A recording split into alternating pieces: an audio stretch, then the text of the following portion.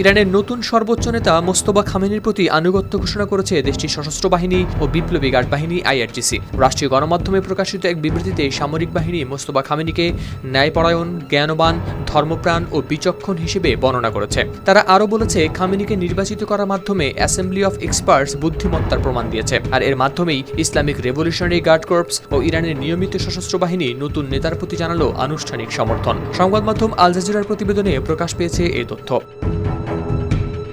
৫৬ বছর বয়সী মোস্তফা খামেনি প্রয়াত নেতা আলী খামেনির দ্বিতীয় পুত্র।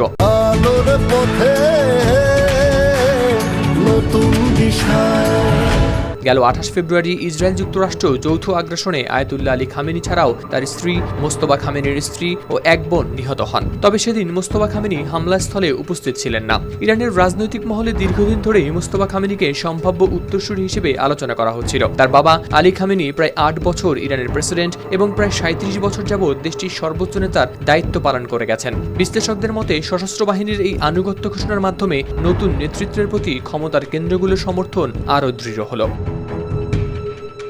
হাওলাদার শামীম, RTV।